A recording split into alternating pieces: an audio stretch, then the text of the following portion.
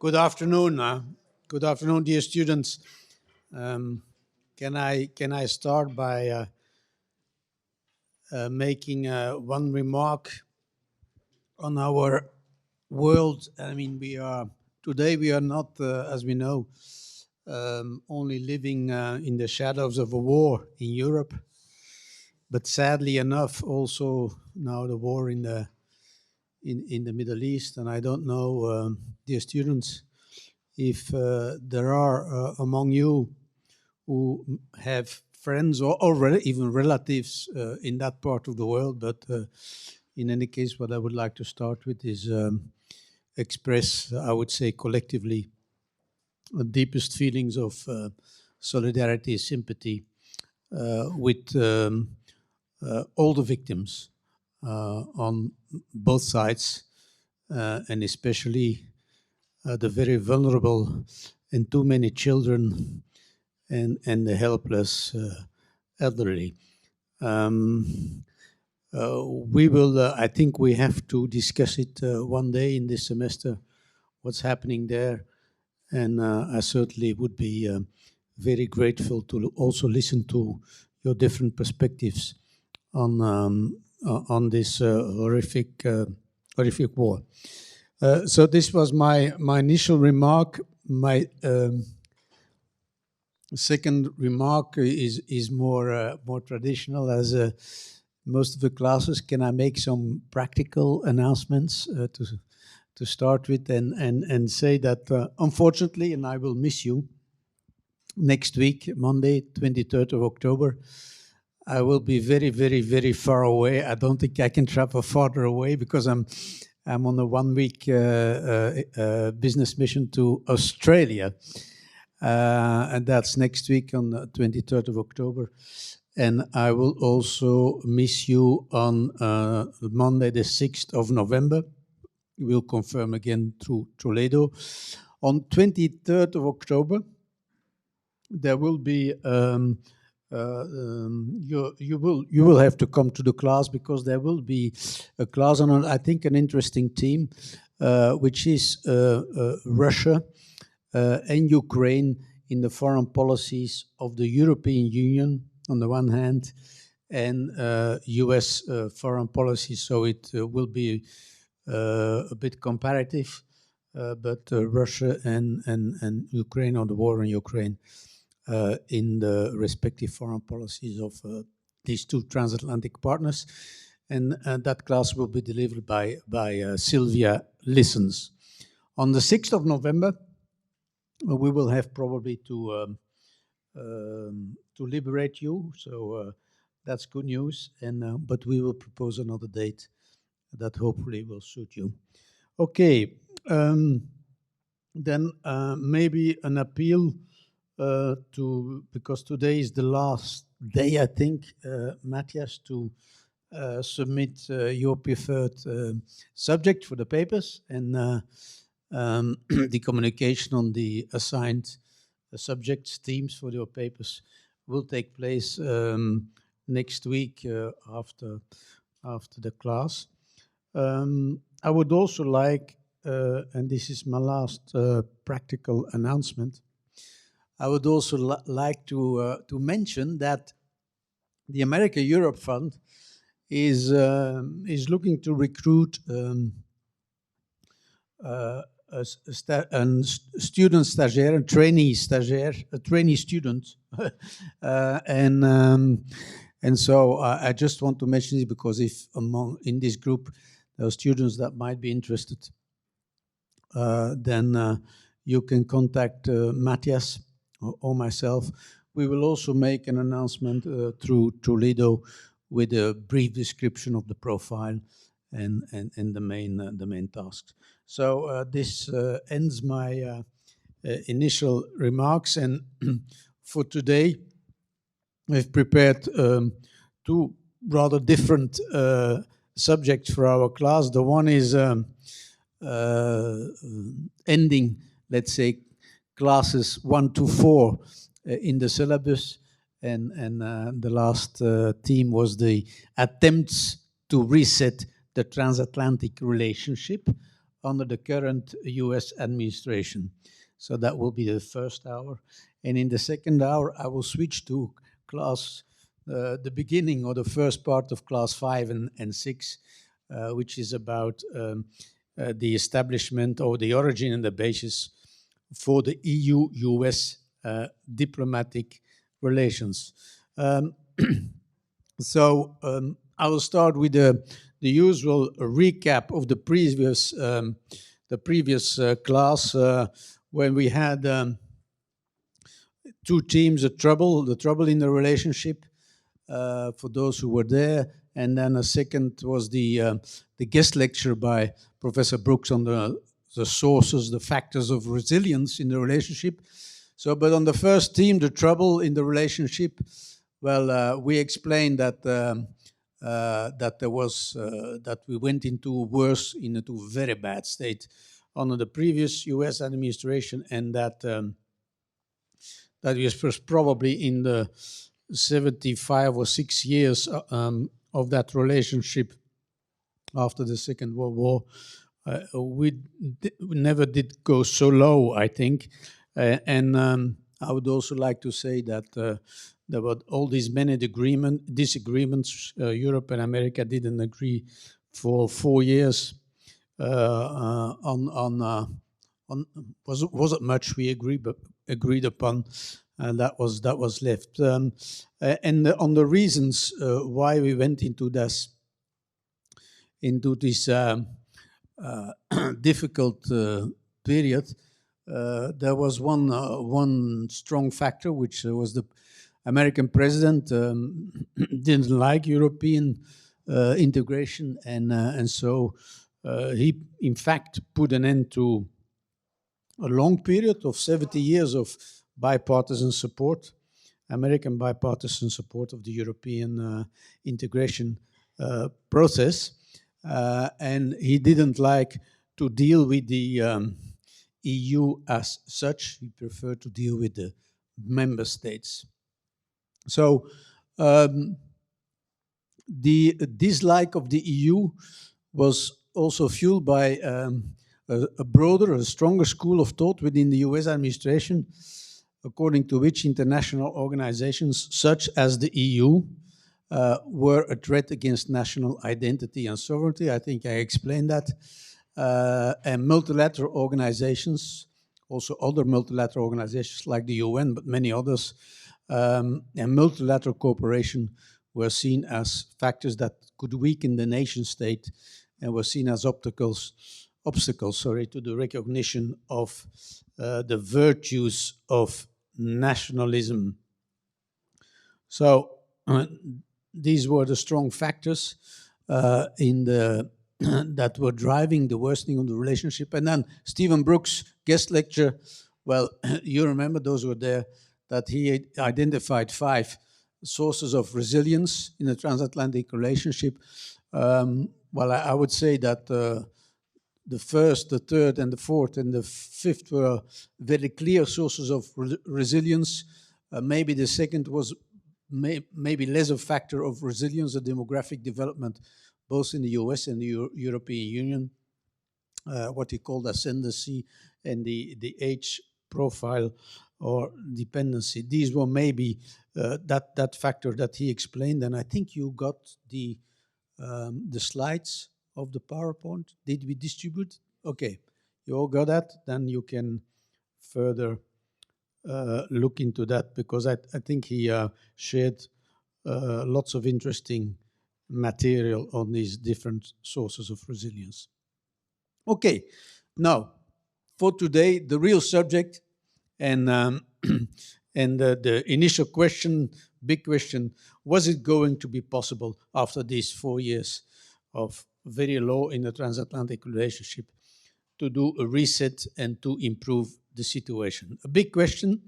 And what usually happens in such circumstances in international and diplomatic life is that you see at a certain moment all kinds of declarations, speeches, contributions, telling the world and the partner in the first place, we should do better. and these contributions may also indicate how to do better and recommend also things. Now, in the case of the EU-US relationship, it's very interesting to note that these contribution speeches and appeals to do better, they arrive in the period November, January, February, in this case, November 2020, and then January, February 21. Why in that period? Because I would have expected these contributions much earlier, but why in that period, November, let's say February? Yeah, exactly. Absolutely right. So respect between the partners for the electoral process and the campaigns. Of course, you don't want to interfere, and so you wait until the result is known, and so that's the reason why, for example, you see in December of 2020 an important contribution by the European Commission on the strengthening the transatlantic relationship and promoting a new agenda for the relationship. And in that communication of the European Commission, there was the idea, the first time put forward, of the creation of a new framework on technology and trade, the Trade and Technology Council, on which we will speak later. But also on the American side, coming from the president himself, and also coming from several universities and people of the administration, you saw we witnessed well this appeal to improve the relationship and do a reset. The President Biden, he was in February 2021, participated in virtually, I must say, in the famous Munich Security Conference, and he declared America is back, because in the campaign he had announced that they would come back, and then he said, "We are back." But more importantly, he developed the position, or the new US position, that alliances of the United States with partners around the world, with friends, are beneficial. That alliances are something that push everybody up instead of taking the partners down. And so in later speeches in 2021, there was a lot of stress on alliances, the importance of alliances and renewing the alliances, including the Transatlantic Alliance. But also on the, the universities, there was a very substantive report, and maybe Matthias, we can share if you're interested in additional reading material, which I doubt. But there was an excellent report by the Harvard Kennedy School with a lot of very concrete recommendations in almost all the fields of cooperation, existing cooperation between the EU and the US. But also on the European side, speeches in February 2021 by Angela Merkel, by President Macron, explaining their views on the future of the relationship. And so suddenly we suddenly were in a situation where there were these appeals, but also where the expectations were be put very high, especially on the EU side, and expectations, I mean, for a real reset of the transatlantic relationship.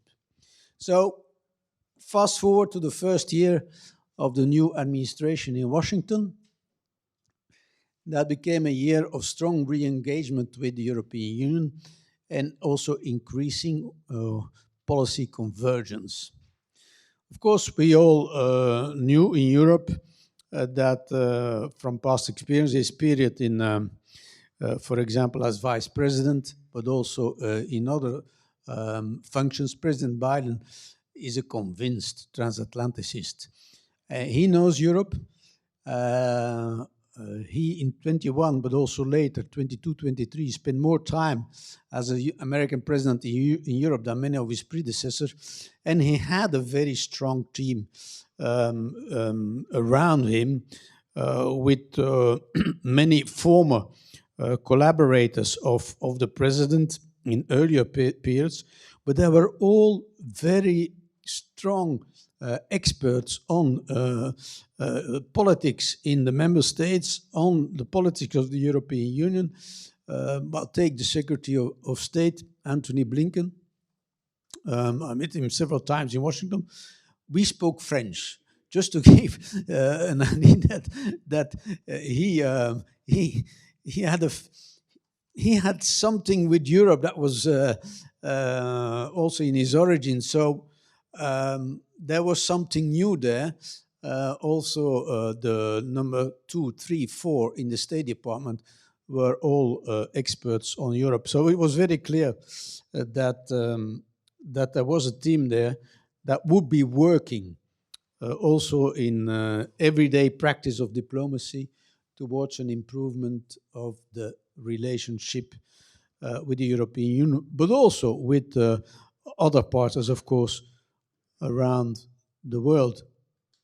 And so, what were in the first year? What were the big issues on which they tried to work together again? But of course, the emergence of China, the use of technology and the resilience of supply chains, and that was related to the COVID-19 pandemic, or the sanctions against Russia with the war in Ukraine. And I will come back to that cooperation in particular. Now, the fact that the new US administration was not only familiar with European politics and also the member states, but also with the European institutions, and the fact that they started to focus again on the EU as such, that was enormous relief that came to the European institutions in Brussels and elsewhere. So the EU was recognized as such, and of course on top of the change in tone and substance. So very early in the administration, the new president, said that he would rejoin the Paris Climate Agreement. He declared even the willingness, hasn't happened until today, to rejoin the nuclear deal with Iran. But he said that he would look into that. And it's true that there has been a new Iran diplomacy by the US administration. Now we have to see what the impact will be of the war in the Middle East on that new diplomatic engagement by the United States diplomacy. And there was, of course, a strong expression of commitment to NATO and to all the alliances in general. So that was in the first year of the new administration, which was certainly considered in Europe, and I think also in the rest of the world, or in most parts of the world, as a welcome. And immediately also the European diplomacy in America, they felt encouraged to reach out again and to support the transatlantic relationship through the diplomatic channels in the United States as much as possible. But of course, they in this outreaching effort to explain to the American interlocutors how important the Europeans and the European institutions, how much importance they attach to the transatlantic relationship, they have an increasing problem of targeting the audiences in the United States. Why? Because of demography and a lot of things that Professor Brooks was referring to. I mean, we used to go in the past as European diplomats and also our politicians to all the European communities in the United States, the Irish one, the Italian one, the Polish one. I mean, there were big communities. And of course, today we see that they don't have to be convinced anymore of that relationship. And in the meantime, there are other communities which have developed, like the Hispanic community or Asian communities, who are less familiar with the history and who do not have the same feelings of proximity with this relationship. And of course, there's a generational problem. So there are a lot of new audiences that have to living in the United States that will have to be convinced of the importance of the transatlantic relationship, and that's what European diplomacy is realizing increasingly, I have to say. Now, look at the let's have a look at the achievements. I mean, because it's one thing is to promise and to announce, another thing is to do. Uh, but I think that as a new framework for the EU-US relationship, an additional framework, the creation of the Trade and Technology Council is something that you should look at because it's because it's new and it focuses on technology in the first place and also on trade.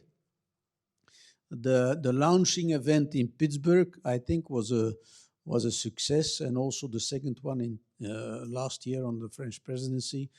So I think that was quite. We will talk about this TTC later on. Now let's have a look at trade. But trade was a big concern under the Trump administration. Um, Here, I must say that the trade issues have only been partially solved, and some have been really swept under the carpet. Um, there's a better environment, a better context, a better spirit, but the use of tariffs as a form of protection of one's own industry has not disappeared in the US, and there is both continuity and discontinuity in the American trade policy, which gave rise to a certain frustration in the European institutions, especially the European Commission, because not all the disputes have been solved. So there is a. You want to ask him?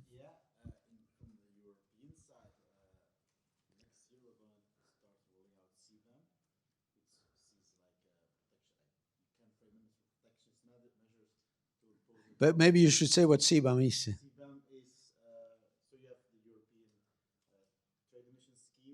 Yeah.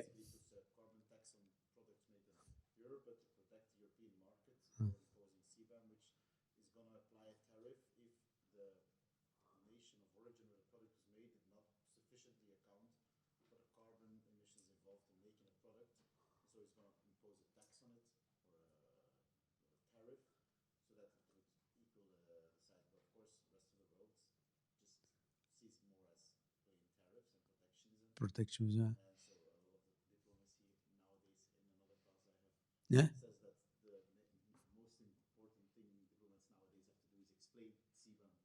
Mm.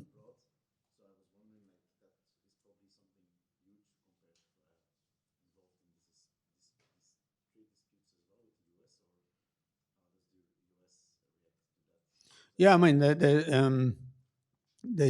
let's go back. Trade emission. Well, it's a bit of a technical issue, of course. The fact that Europe uh, put a tax on emission and starts a trade in it among the, in fact, companies and public authorities. Initially, this was invented in the United States at the university, one of the American universities, but then it came to Europe, and the Europeans in the institutions they applied that idea into a real policy, and so emissions trading became a real business in its own.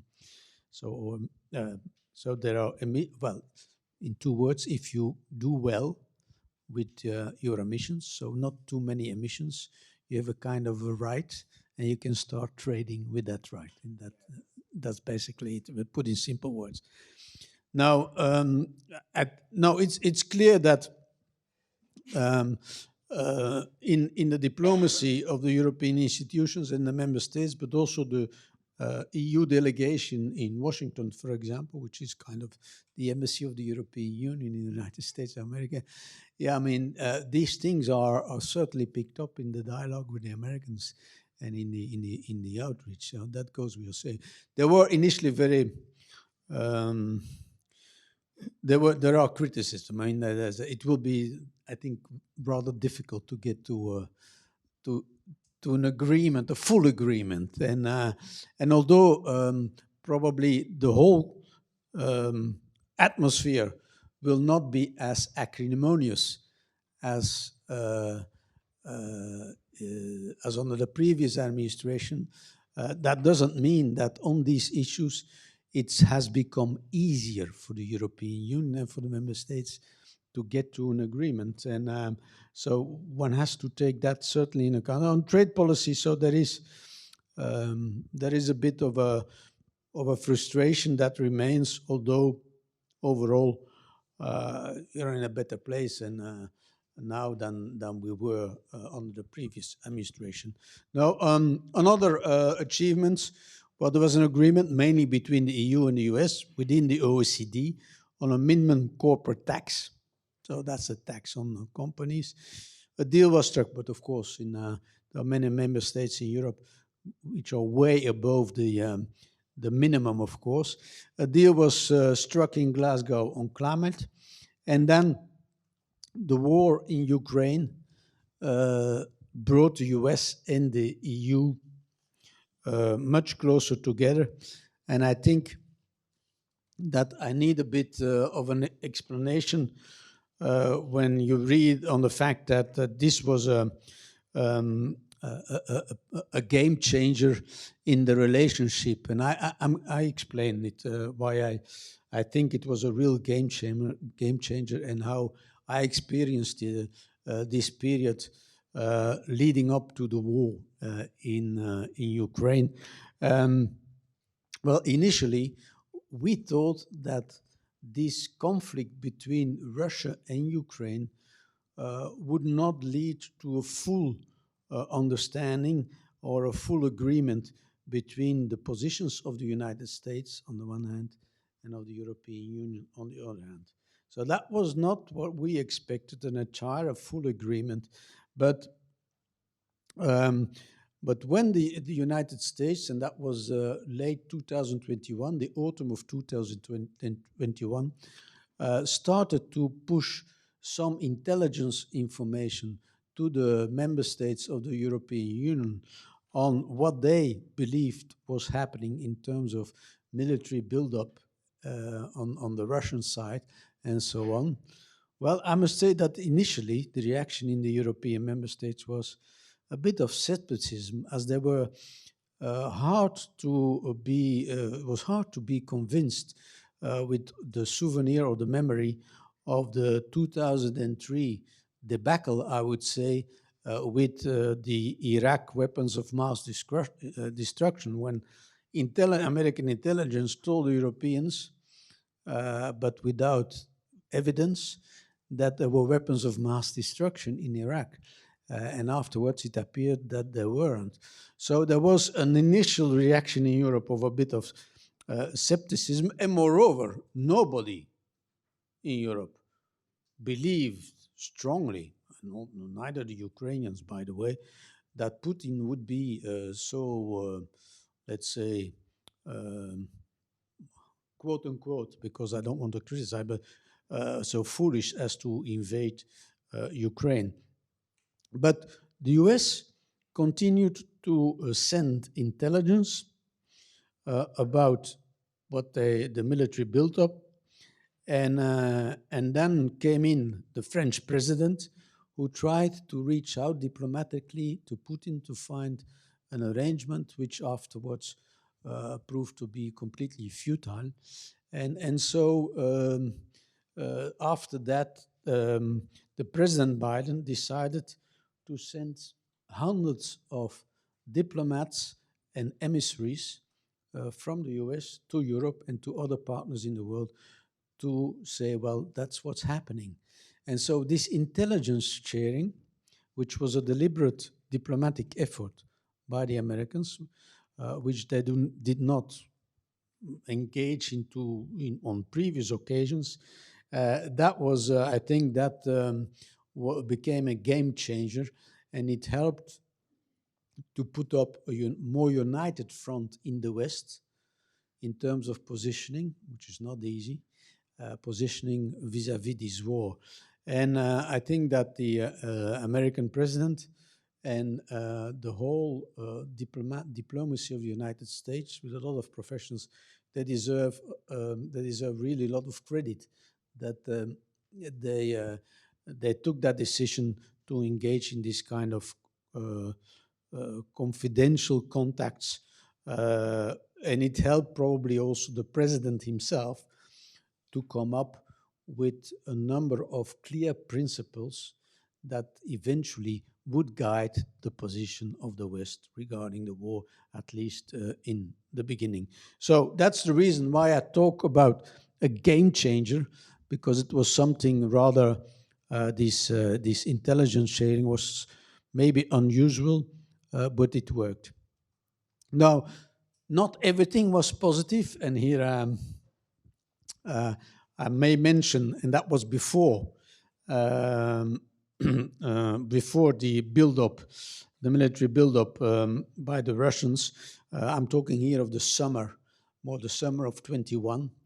There was a decision in Washington, which was a unilateral decision to withdraw all the American troops from Afghanistan, and with a clear date. So before that date, all the troops should be out, out.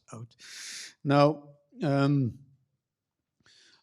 Europe scrambled a bit to withdraw their forces, their own forces. I mean, and there was a chaos that followed with the withdrawal of the American forces and the European forces, and you could follow that live on the television screens. Afghanistan traditionally was the hopeless situation. I've been there several times. I couldn't see the final solution, but anyhow, there was a very strong NATO, US, EU cooperation that had taken place for years, and then the way it ended, the moment you withdraw all your troops, that left a bit of frustration. But okay, this episode, but it's not more than an episode, did not eventually affect the trend towards a positive reset of the transatlantic relationship. Neither did the other, which was probably, which was a very sensitive issue, AUKUS, as we call it. We use the acronym to refer to, let's say, a decision to, let's say, by United States and also Australia to deliver or agree on delivery of nuclear submarines, whereas I think Australian government previously had said we don't need nuclear ones, we need other type of submarines. For these submarines, there had been contacts between the defense machineries and the defense administrations of Australia and France. And France thought, rightly or wrongly, that they had a defense contract with Australia on submarines. And now suddenly came the announcement that Australia would buy nuclear submarines from, elsewhere, and not France, and that there would be a new strategic alliance in that part of the world would be launched between Australia, United States, and the United Kingdom. So whereas France, it was probably the only, or almost the only European member state that had interests in that part of the world, and so President Macron felt, uh, well, uneasy is probably too soft a word. He was not pleased. And he recalled, indeed, you're absolutely, he recalled the ambassador. Um, but then I think it didn't last very, very long. And again, uh, it was an episode that did not fundamentally affect this reset trend of the transatlantic relationship. So not everything was positive, but I mean these episodes were not. Okay, let's try to make an assessment on the reset, an overall assessment of the reset, and we have to say that the last 3 years have been years of strengthened re-engagement, and that the EU and the US today are in a much better place than they were 3 years or 4 years, 5 years, 6 years, 7 years ago. The expression "America is back" is a good expression to translate, let's say, the renewed engagement with allies around the world. But I think it would be naive to think that we are going back to the situation that has existed in the past. I mean, that's probably not the case. It's clear that President Biden has a different personality than compared to the personality of President Trump. But of course, the United States is still the United States of America. And nobody will deny that the US midterms elections in November 2022, where the current administration lost its majority in the House of Representatives, that electoral event forced the US president also to focus even more on the domestic agenda of the US. Now, a bit of a puzzling remark, I mean, a puzzling trend. Why puzzling? Because we don't know where this trend will end, neither in the US nor in the European Union, and what it will mean, what the implications are for the relationship between the US and the EU. That is this discourse regarding greater self-reliance, which is one of the consequences of the of the COVID-19 pandemic and the disruption in the supply chains of in the business world. I mean, you know that there has been tremendous disruption in supply chains for a lot of the companies that work globally. And some companies can only but work globally. Yeah? Think about a pharmaceutical company. You ask a CEO of a pharmaceutical company, could you imagine to work and produce only for your own country, or only for Europe, or only for the US, or only for a country, I don't know where? It's impossible. They have to know what the reaction is of a American, a Chinese patient to a drug, a European patient. For them, it's almost impossible not to work on a more global scale for their business. And there are so many examples of other sectors where there's no other way but to work global. And so when the the supply chains, I mean, let's say the blood that you need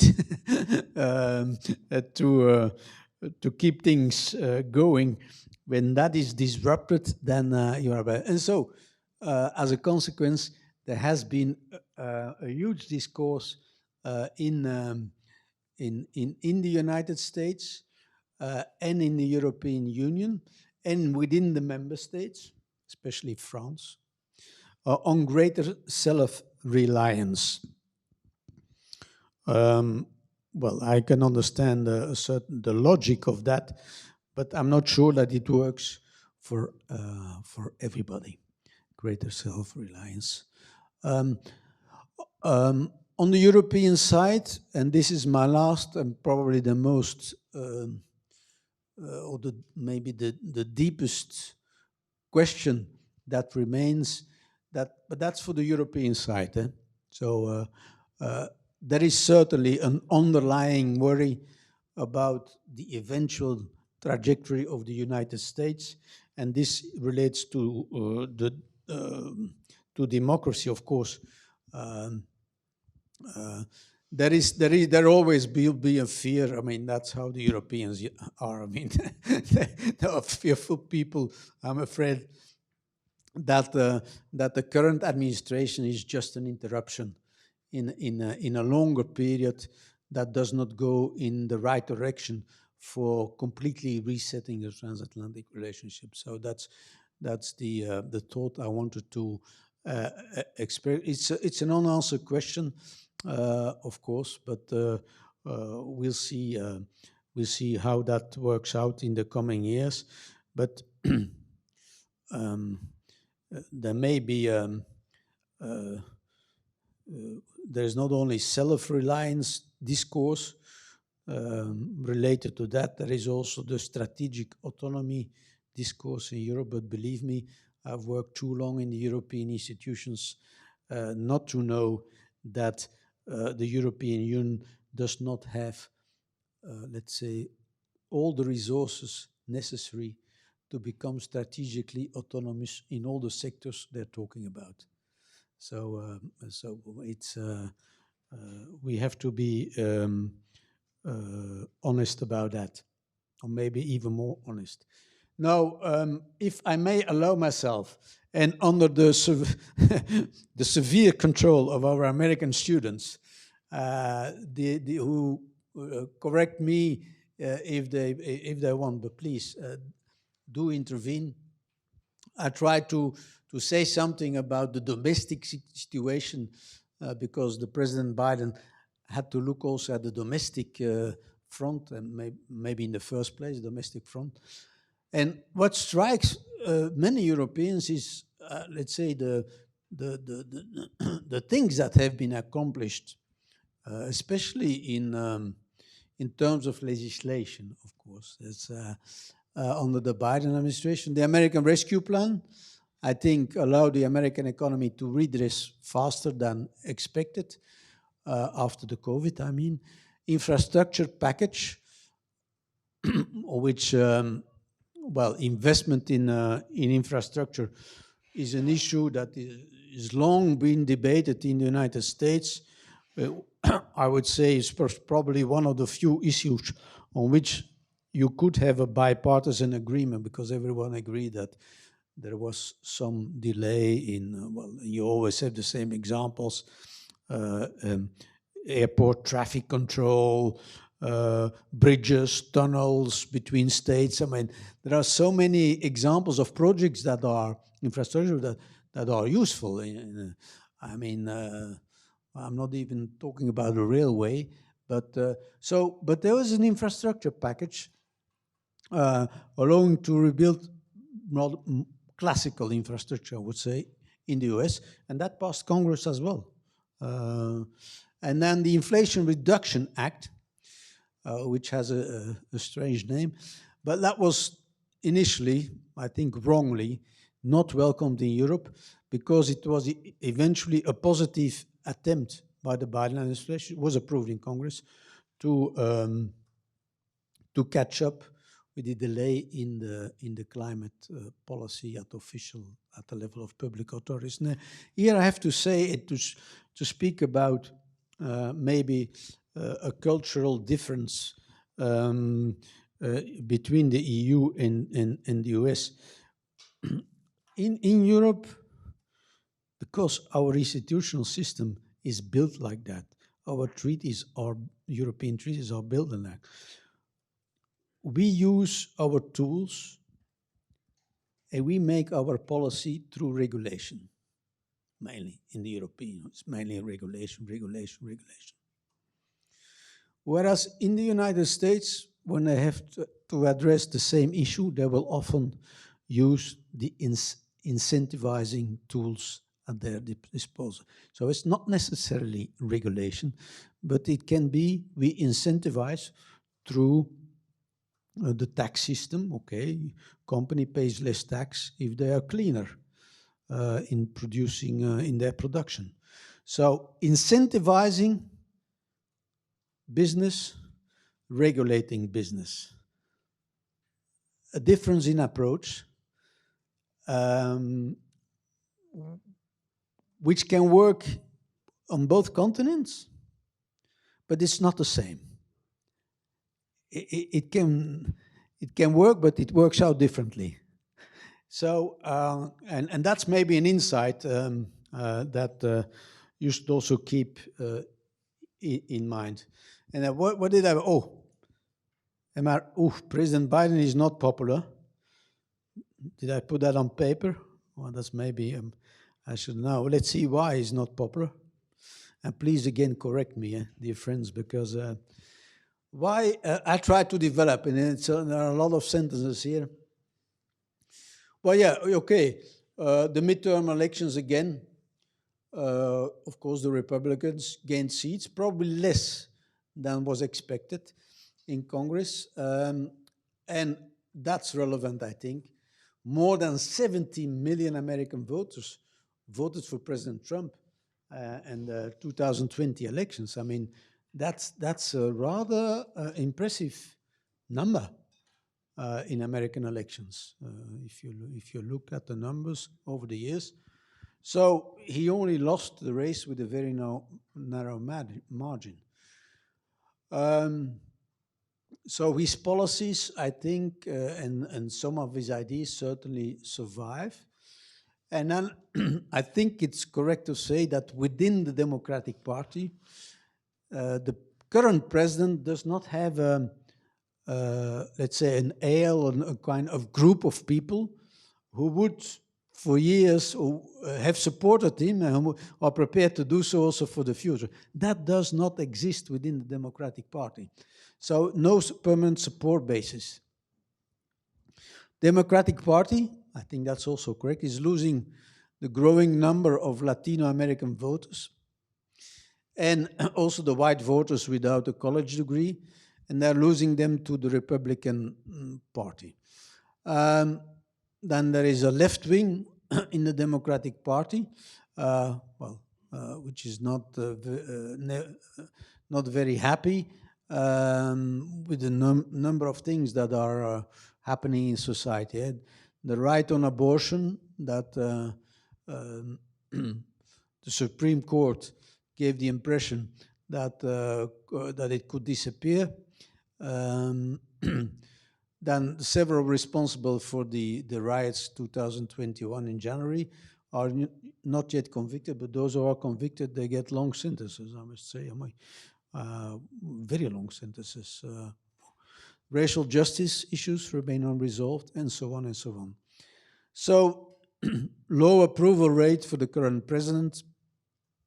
But I remember when I was still there in Washington that it was an argument in 2020 to support President Biden because a significant number of voters knew that he was a person who could possibly beat President Trump for a number of reasons.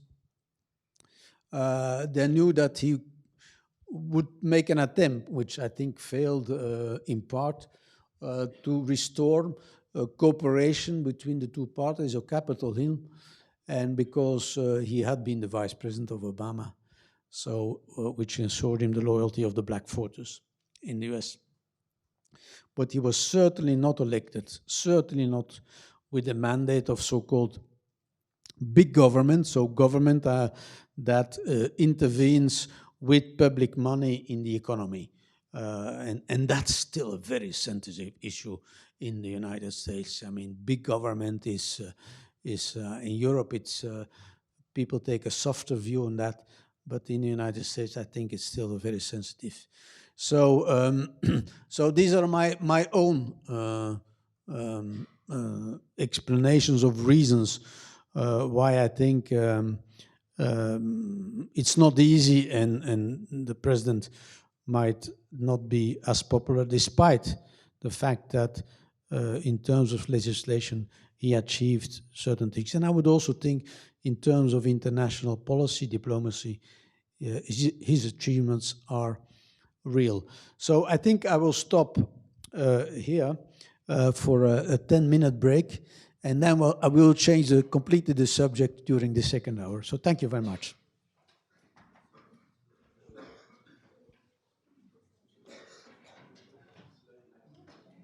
Okay.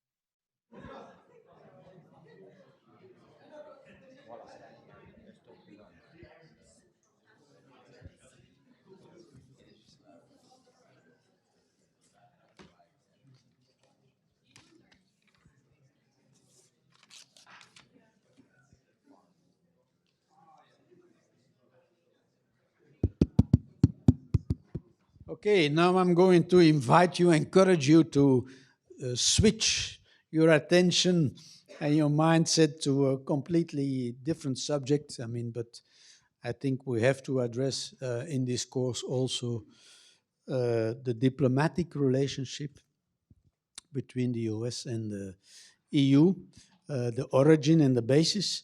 I think we also have to address the frameworks or the institutional ties, as they are called, between the two, and then maybe also briefly the bandwidth of the EU-US relationship, because there is a great number of fields of cooperation. So, but today I will only do the first topic, origin and basis of the diplomatic relationship, and I'll start by um, uh, making a couple of reflections on diplomatic relationships in general and contacts, official contacts between states. You know how many states or members there are in the United Nations today, currently? Correct, exact. That's 100. So almost, let's say, almost 200. For the mathematical minds, myself, if you have 200, almost 200 countries in the world, and they would all establish contacts between themselves, it amounts to 40,000 potential contacts. Uh, but yes, so the potential is there.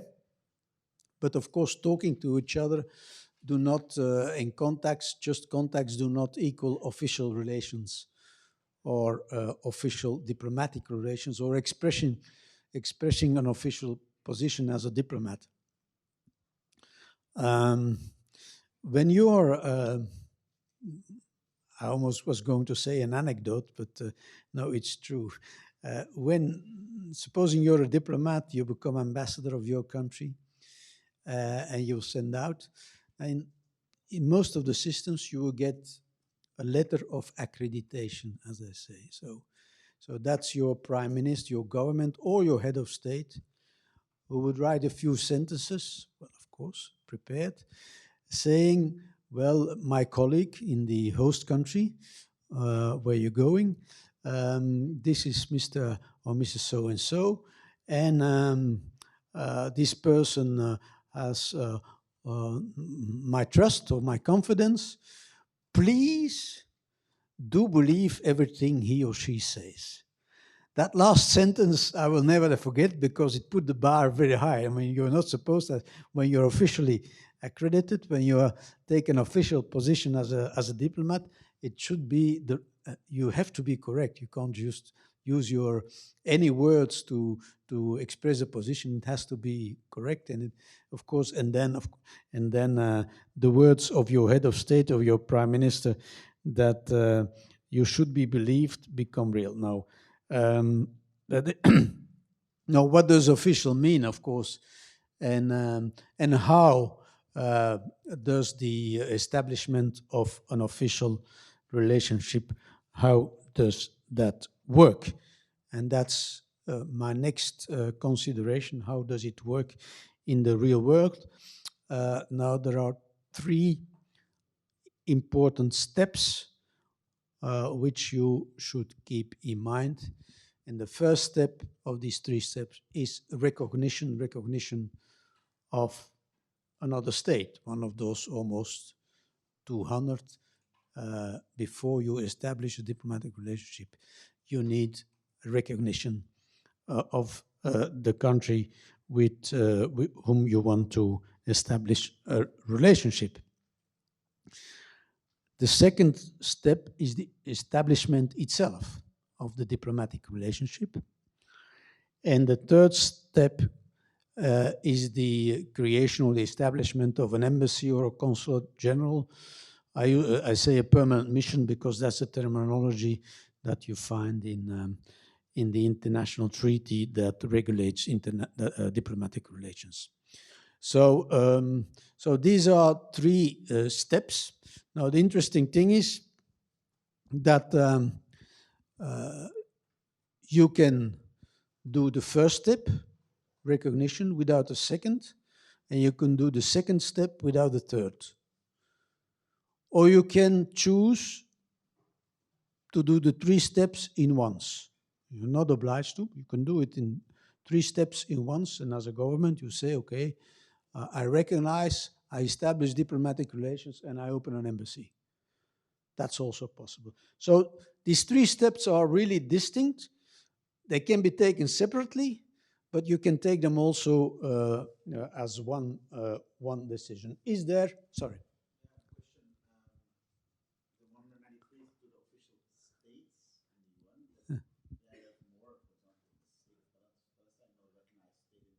No.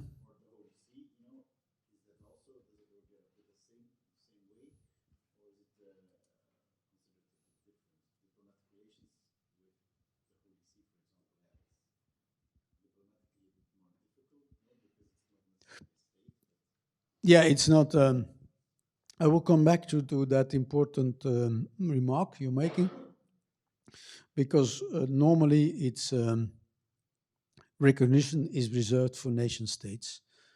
But in practice, in the real world, I mean, there have been exceptions, I would say, to that, or deviations rather. And take the European Union. I will come back to that.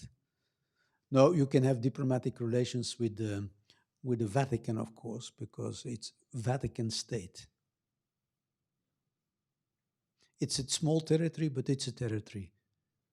It's a small population, but it's a population. No, they have an observer status in the United Nations. Yeah, that's true. They're not a full member. And by the way, there is also not in the international world, there's not an obligation also to recognize. You can recognize or you cannot recognize. But take the example, when there is a new state, you're not forced, nobody's forced to recognize that state or to create or establish diplomatic relations. Take Kosovo. Kosovo today, I think, has been recognized around the world by almost 2/3. I think it's 119 countries, but China didn't recognize Kosovo. Serbia didn't recognize. An ally of Serbia, Russia, didn't recognize. And in the European Union, there are 5 member states who never recognized until today Kosovo, which is it's a breakaway state, but it's a state. And these 5 member states are Spain, because they are afraid of course, that within their own territory, their own state, there would also be breakaways that would then be international or could be potentially recognized by other states. Then I think also Greece, Cyprus, Slovakia, never recognized until now this new state of Kosovo. It's one of the latest states in the world. And so as a consequence, the membership of Kosovo was blocked in the United Nations by, I think it was Russia. So there's no obligation either to recognize. Now let's look at the attitudes, the policies in the United States and the European Union. So I'm still talking about in general terms about establishment of diplomatic relations. So the recognition policies of the European Union, and I mean the member states of the European Union and of the United States, are broadly in line, meaning that they, both EU member states and the United States, they recognize other states. I stress states. But both in the UK and in the US, it is possible to recognize governments instead of states, which is different. Now, overall, the assessment is that it is more prudent and maybe wiser to recognize states and not to have to pronounce yourself officially every time there's a new government within a state. I'm not saying that it has no advantage to express yourself clearly in support of this or that government, but in the world of recognition and establishment of diplomatic relations, I think that there are practical advantages in not according recognition to of new governments.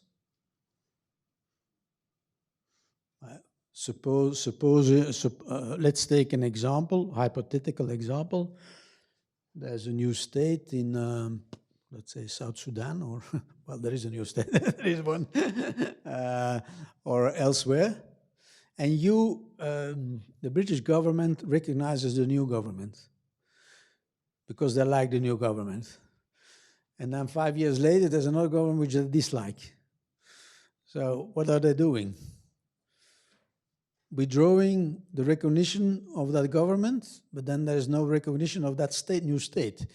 So I think there are practical advantages of staying with the more traditional policy of recognizing states instead of governments. But again, it is a possibility for the UK and the US to recognize also governments. Now, what has the European, sorry, please. I have maybe a controversial question. Is this point like kind of a geopolitical tool? Because if you can recognize a government and then say return your jackets for the next one, it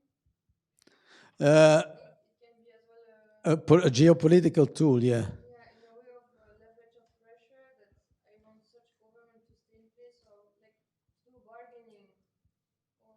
No, well, I think I understand the meaning of the question and the direction of it, but I don't think that in diplomatic practice that states go that far to use it as a geopolitical tool, and they rather stay with the traditional rules so far, I would say. I'm thinking of possible example. I don't. So, of course, there are always political considerations for not recognizing. I mean, like in the case of Kosovo, I mean, the resistance by Spain against the recognition as a member state of the European Union of Kosovo is very strong for domestic political reasons, constitutional reasons, but not geopolitical reasons. Perhaps one example I can think of is Taiwan, with the recognition. I mean, the UK government recognises, it may not say it, but it recognises that the Taiwanese government is ruled by the nationalist side of the former conflict in China. It doesn't recognise the state of Taiwan. It has a de facto embassy there, or I believe it's a trade office. It's a trade office, probably, yeah. But in instances like that, is it a helpful tool? What's this, Somaliland? We have something similar where we recognise it, no one else does. Now, I don't know about the Somali case, but Taiwan, of course, there, and that may be, but it's not even geopolitics. I mean, most countries in the world, they have accepted the demand of China to adhere to the one China policy. So you only recognize the mainland, if I may, quote unquote. So that's the overall majority of the countries in the world, which doesn't exclude low-level offices in Taiwan. And you can always have contacts, informal contacts, without officially recognizing of having or establishing diplomatic relations or having an embassy with Taiwan. I mean, my own country, there's a Brussels office of Taiwan. I think it's called trade culture, things like that. So you can exchange artists. My question was actually also going to pertain to Taiwan. Is it maybe just an art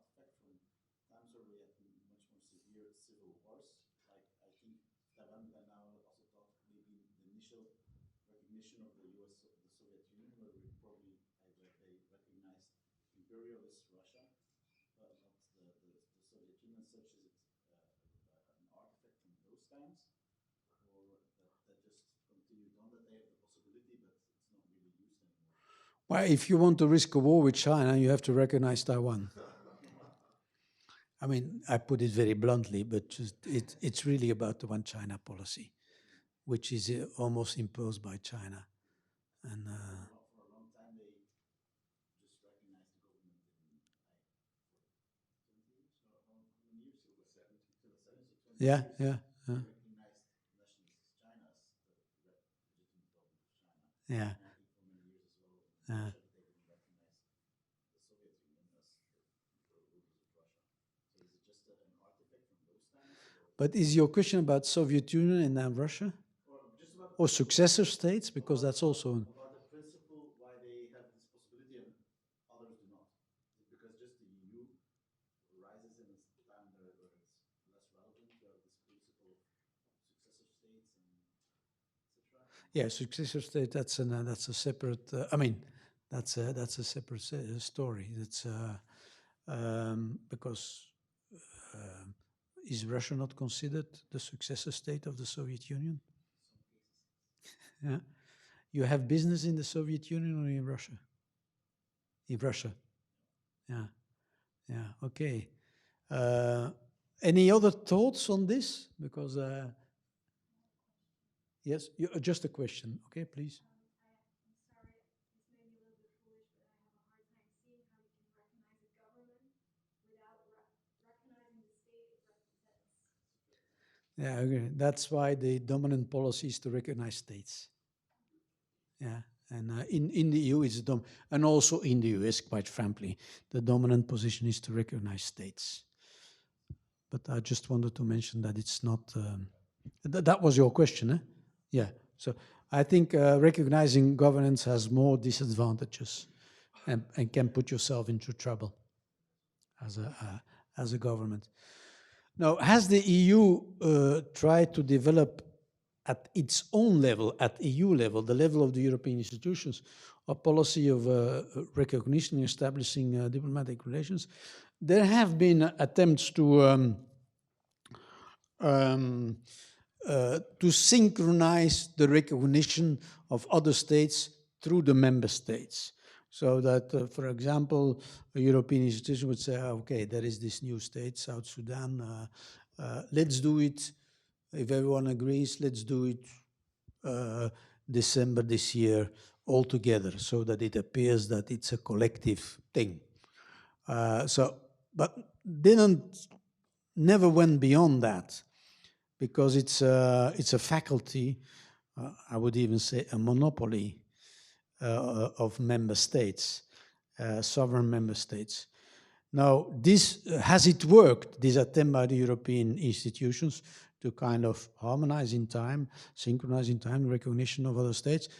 It has, in some cases, but not always. It worked in the case, for example, of Montenegro in 2006, where all the member states, more or less at the same time, said, okay, we recognize this breakaway nation of Yugoslavia. It worked more than 10 years ago for South Sudan. That was also done more or less at the same time, but it didn't work for Palestine.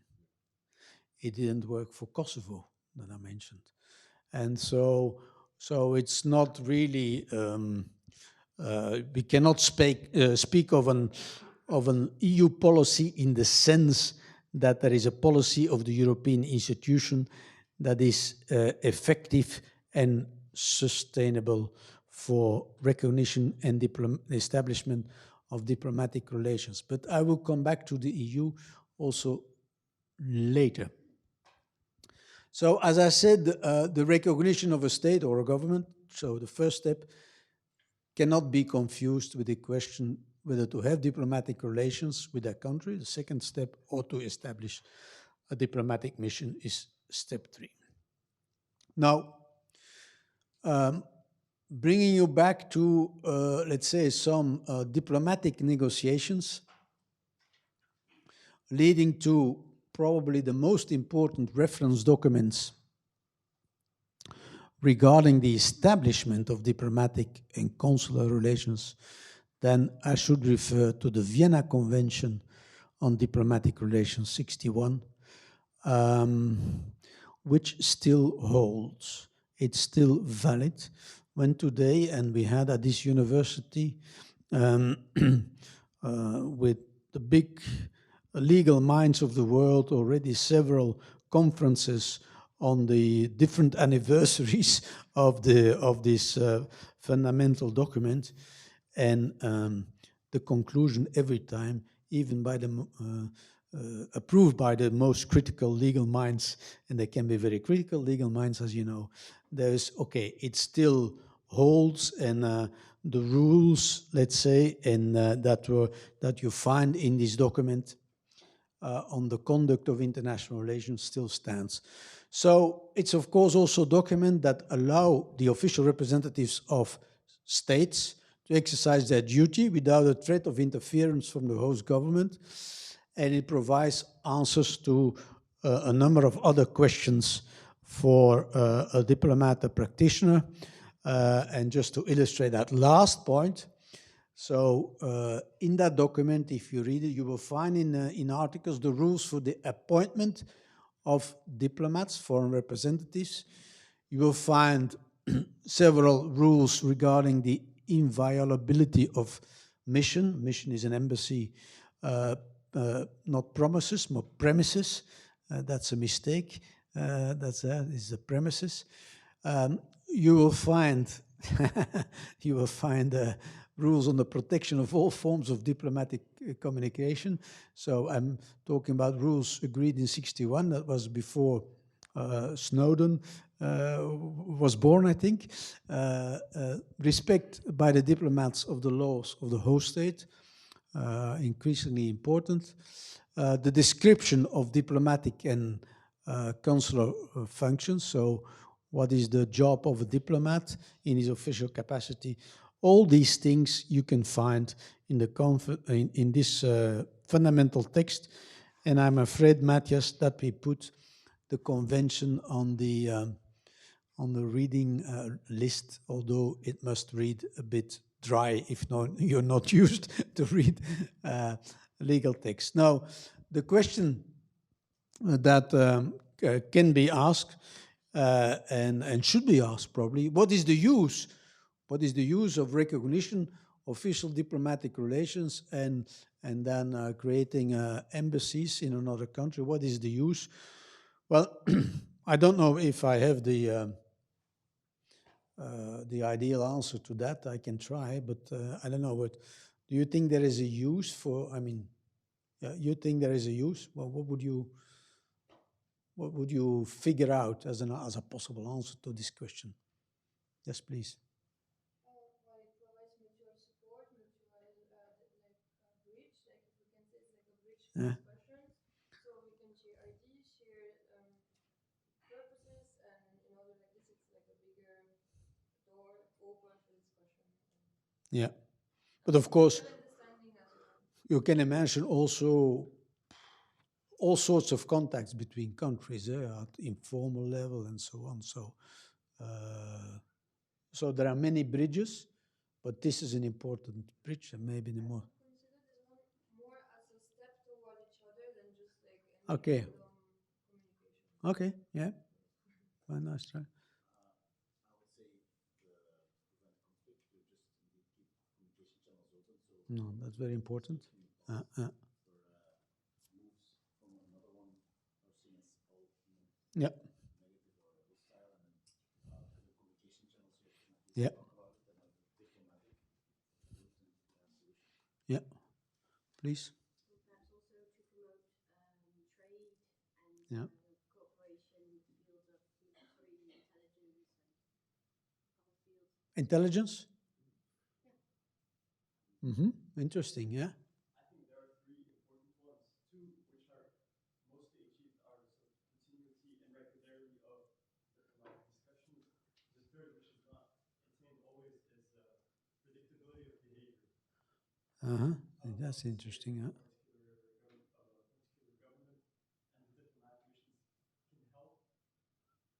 Uh, possible, but in most cases it's very difficult because of information problems. yeah, that's please. Also, can refer to the functions of the diplomatic missions overall. You might need a diplomatic mission to monitor what happens inside the state you have recognized. You might need the diplomatic missions to protect your nationals in that particular state. And of course, as the colleagues mentioned, of building cultural, economic, political relations with that state. Thank you. Thank you. Good. In the back, yeah. I think it could depend. If we take like a liberal perspective, it could be more in the sense that we want to create a real international system and work together Yeah. towards goal and exchanges and so on.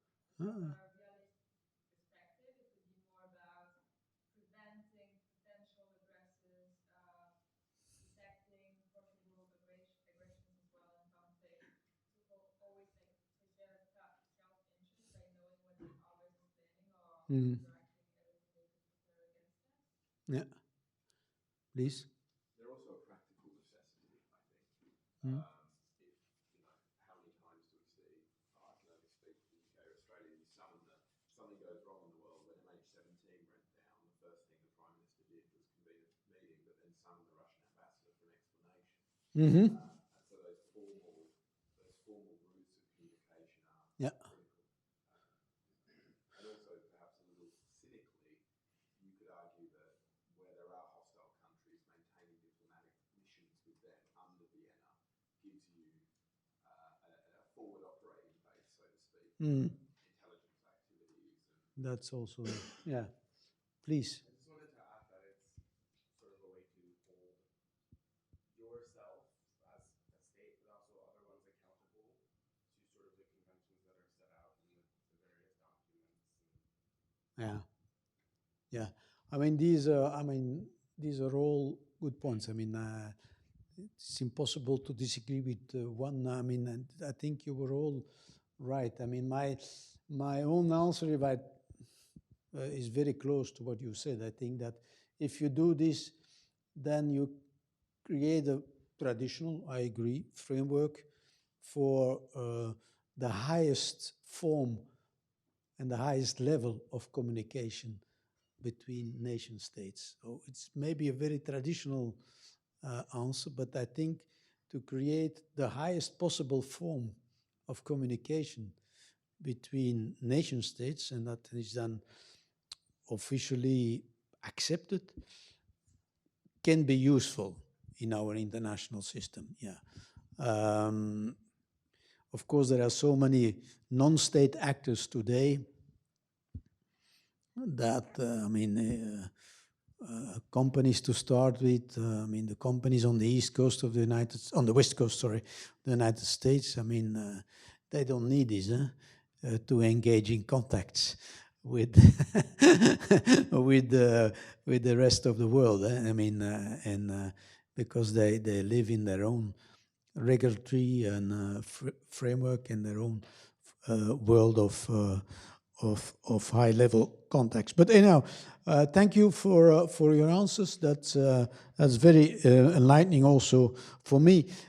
If I can move to let's say a more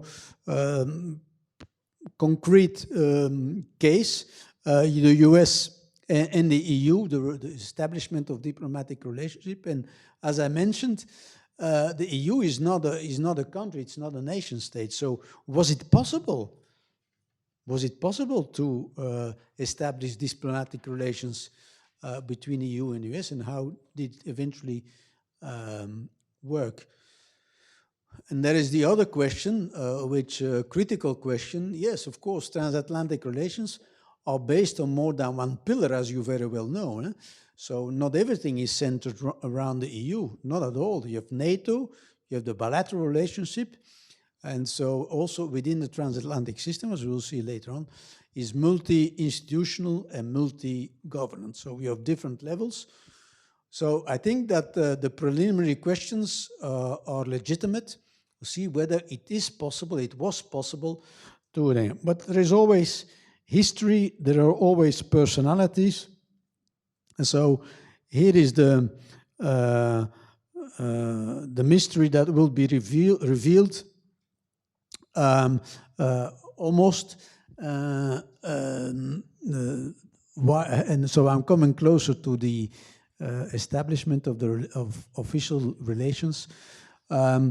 So in the transatlantic community, one has to say that over the years, the EU-US relationship has become a bit more dominant, and certainly after the EU started also to develop its foreign and security policies.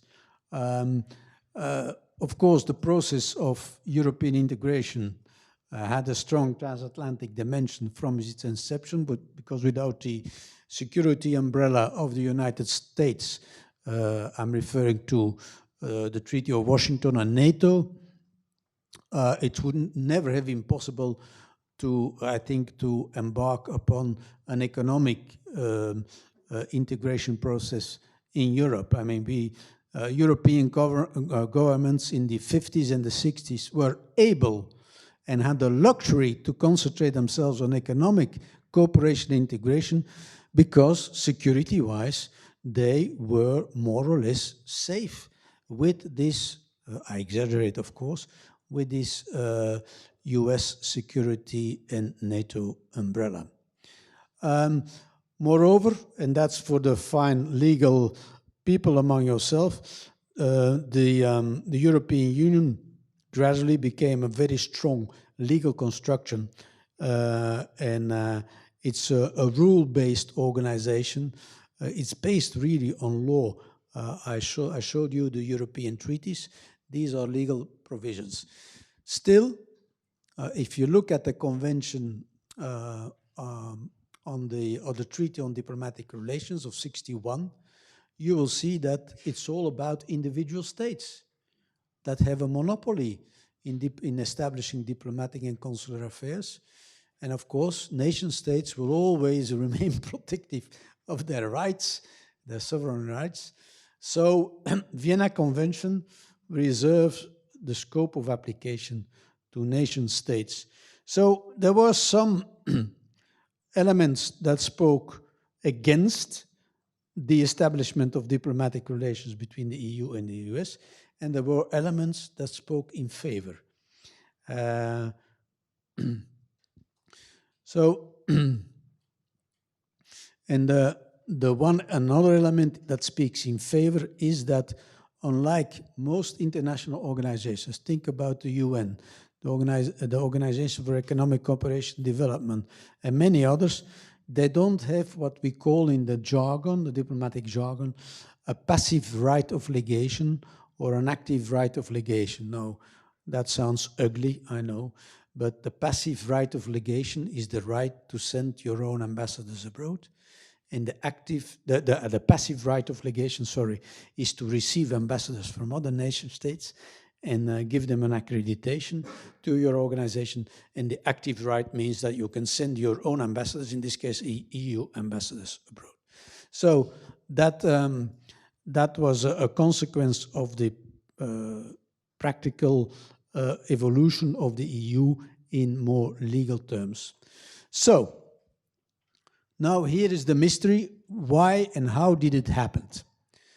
Well, believe it or not, but the United States was the first country, third country outside the European community for coal and steel, or steel and coal, the first country that recognized this first construction in the European institutional construction in the European integration process. So the US said, we recognize the European community for steel and coal. Okay, that was a strong move. How did it happen? Well, at the time, the Secretary of State was Dean Acheson. That was the name of the Secretary of State. He sent a dispatch, a cable, let's say, a telegram, to Jean Monnet. Why to Jean Monnet? Because Jean Monnet was the first president of the high authority, which equals today European Commission, so the executive power of the European Community of Coal and Steel. So, and Dean Acheson, he was generous. He also appointed a US ambassador to this new construction, European Community of Coal and Steel. That happened in 1953. And now this Jean Monnet, this Frenchman, who had very good personal links with the United States, many friends there said, oh my goodness, how can I reciprocate? So I'm here, the president of the high authority. We are completely new. We are new in the world. We are more a domestic economic community limited to coal and steel for good reasons, bringing together these two sectors in Germany and France in the first place, where I mean, two sectors we had that had fueled the war effort in Europe, particularly on the German side. So, and now I get this letter from Dean Acheson saying that the United States recognizes us, and he's also sending an ambassador. So Jean Monnet said, well, what I will do to reciprocate, it was something at the lower level, said we are an organization that is difficult to explain because it's sui generis. It was a bit ad hocish at the time. And we will need to do a lot of explaining on this European construction in the United States. So I will open an information office. So it's not an embassy. We're talking about the early 50s, so a long time ago.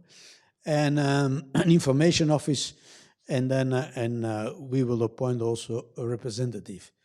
So this was all very, well, almost let's say, spontaneous reactions. And that information office in Washington developed then later into a more proper diplomatic delegation. And today in Washington, you will find a European Union embassy.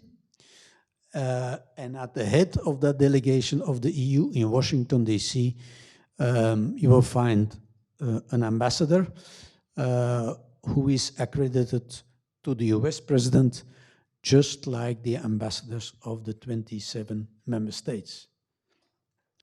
Same thing.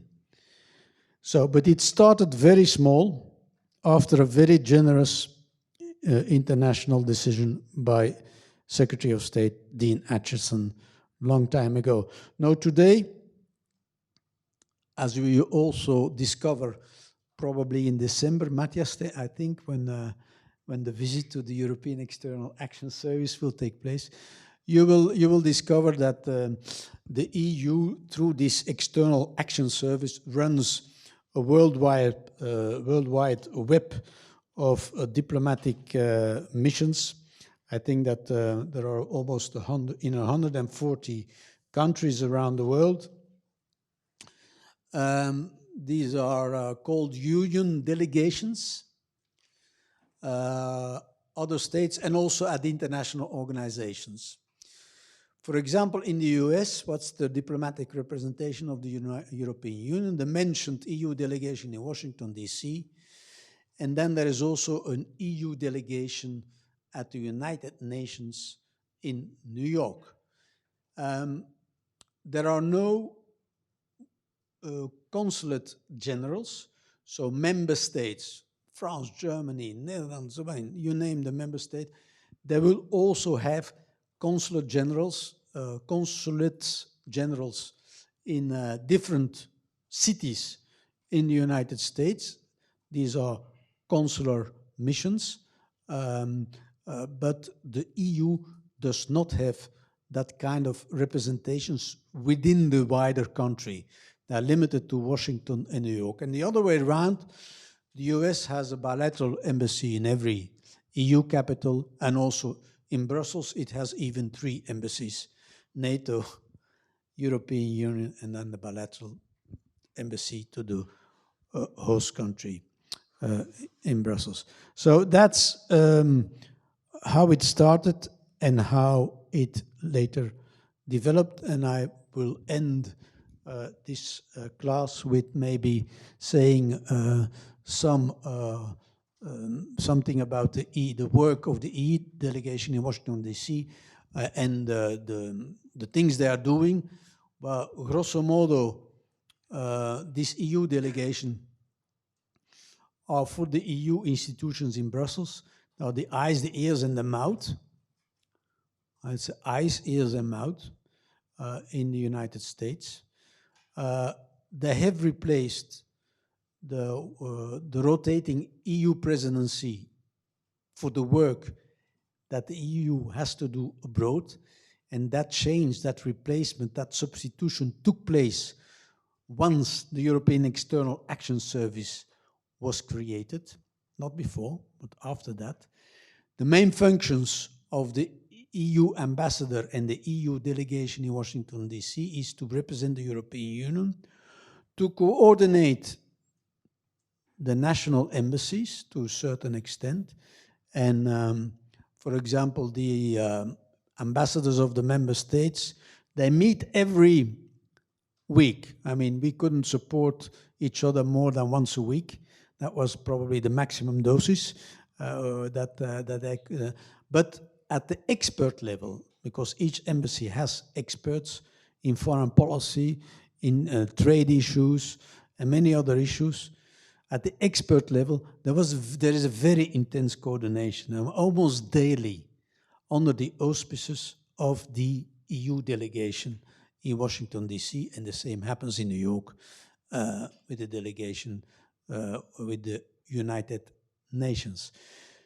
The EU ambassador and his staff also has to promote a favorable attitude towards the EU to the extent possible, and of course they do a lot of reporting back to headquarters, and when members of the European Commission or other institutions visit Washington, D.C. or the United States, which happens very, very, very frequently, it's a constant flow of visits, they have to organize or help in the organization of that visit.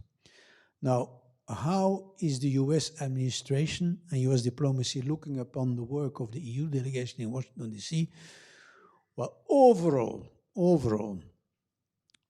they are supportive when they come up with coordinated EU positions, but not always, because if, of course, the EU ambassador goes to the State Department or whatever other part of the US administration and say, hey, this is our official position of the member states and the European institutions, and that position does not correspond with the preferred position of the US administration, of course they don't like that there is a coordinated, unified EU position.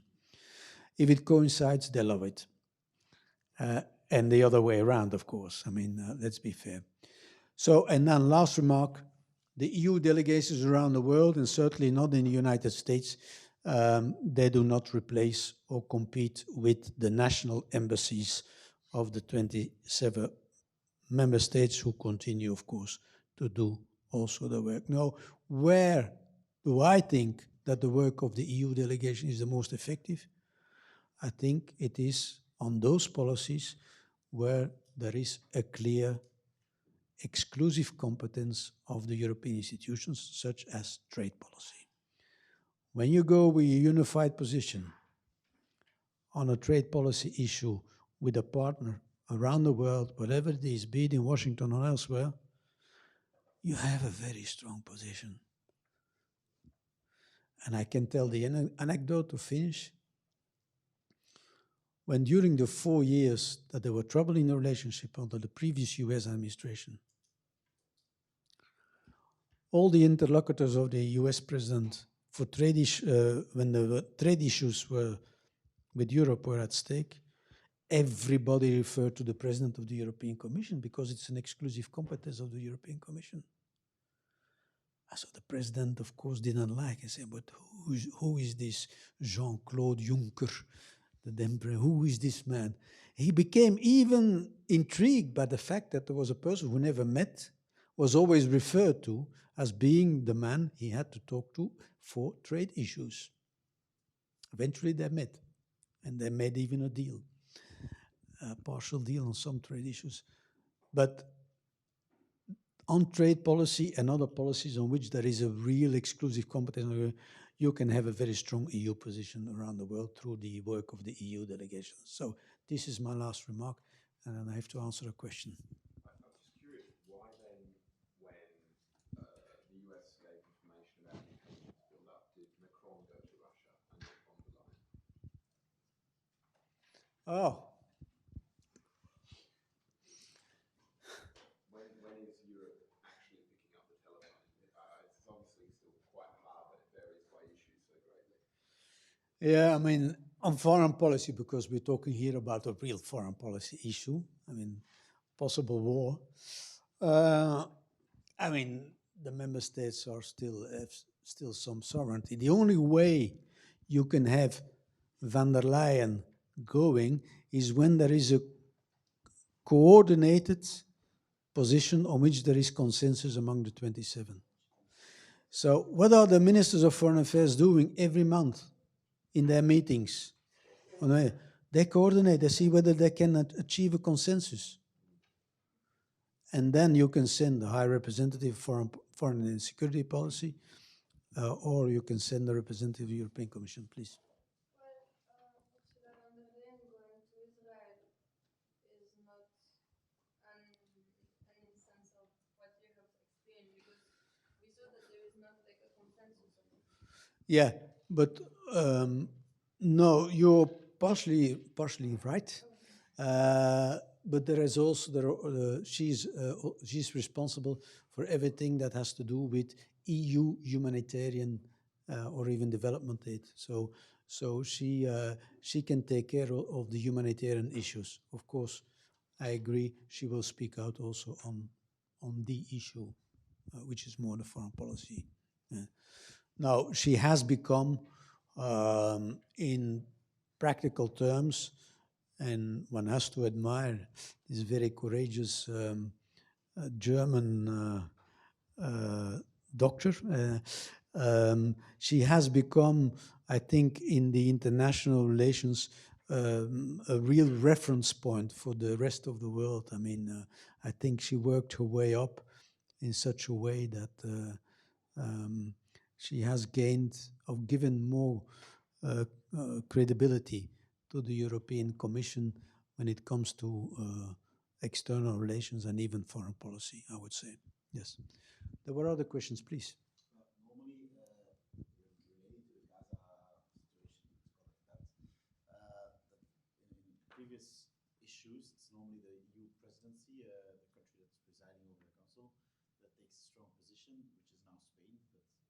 No, but that institutional situation is over since the since the Lisbon Treaty.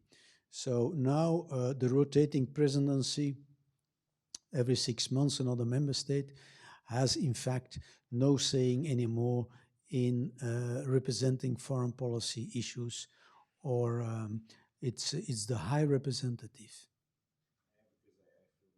Or the High Representative, and he's working with the EU. No. So rotating presidency and foreign policy, that's over.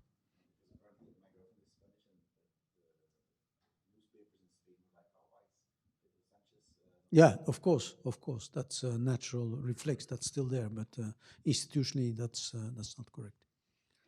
Okay, so I will miss you next week, and I will say hello in Australia. Okay. Yeah, thank you.